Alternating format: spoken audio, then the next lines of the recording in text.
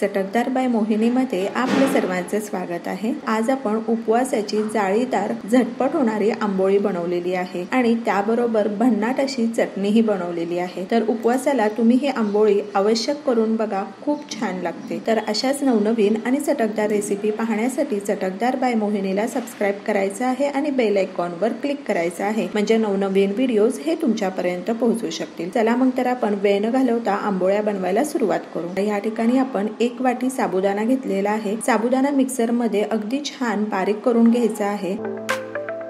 जमेल तितका साबुदाणा आपण बारीक करून घेतलेला आहे आणि 1 वाटी वरई घालूया आणि अगदी बारीक करून घ्यायचे आहे।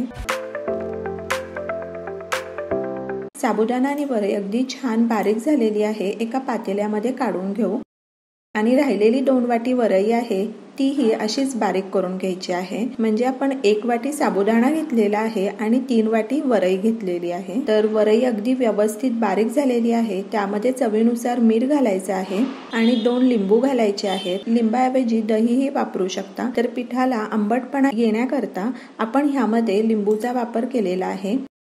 पिठामध्ये आपण 3 ग्लास पाण्याचा वापर केलेला आहे।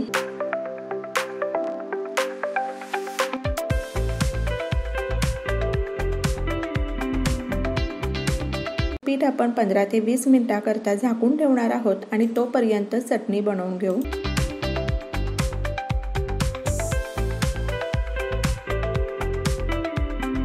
तर ह्या ठिकाणी आपण हिरवी मिरची घेतलेली आहे। तर ओलं खोबरं घालूयात। ओल्या खोबऱ्याऐवजी ह्या ठिकाणी सुकं खोबरं असेल तर ते वापरलं तरी चालेल, पण ओल्या खोबऱ्याची चटणी ही छान लागते। साधारण अर्धी वाटी शेंगदाण्याचा कूट घातलेला आहे। शेंगदाण्याच्या कुटाऐवजी या ठिकाणी अख्खे भाजलेले शेंगदाणे घातले तरी चालेल। चवीनुसार मीठ घालायचं आहे। अर्धा ग्लास पाणी घालूयात आणि चटणी अगदी व्यवस्थित बारीक करून घेऊ। चटणी तुम्हाला कितपत पातळ हवी त्यानुसार तुम्ही पाण्याचं प्रमाण हे ठरवू शकता। मिक्स करून घेऊ। आंबोळ्यांबरोबर खाण्यासाठी चटणी ही तयार आहे।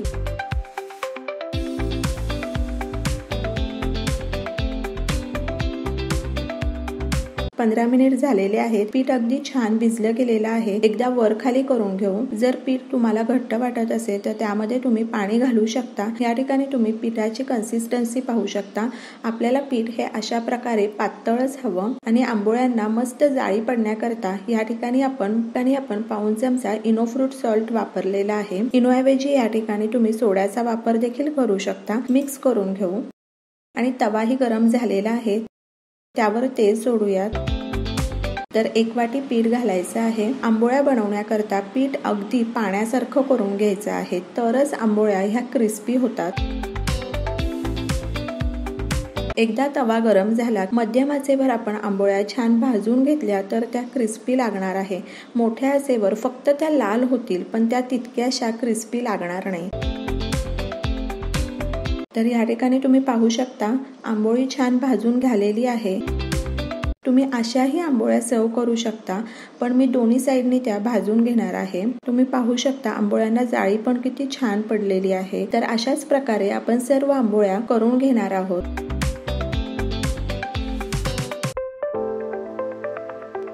तवा थंड होण्यासाठी थोडं पाणी शिंपडायचं आहे आणि तेल सोडूयात आणि अशा प्रकारे सर्व आंबोळ्या आपण बनवून घ्यायच्या आहेत। तर पाणी शिंपडण्याऐवजी ह्या ठिकाणी तुम्ही ओल्या कापडानेही तवा पुसून घेऊ शकता आणि नंतर दुसरी आंबोळी घालू शकता।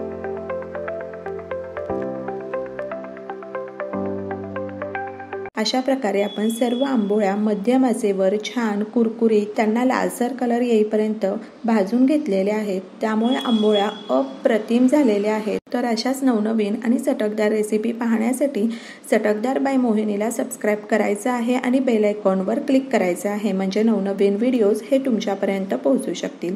आणि वेळात वेळ काढून तुम्ही माझी ही रेसिपी पाहिली तर त्यासाठी तुमचे खूप खूप खूप धन्यवाद। पुन्हा भेटूया अशाच एका नवीन रेसिपी बरोबर।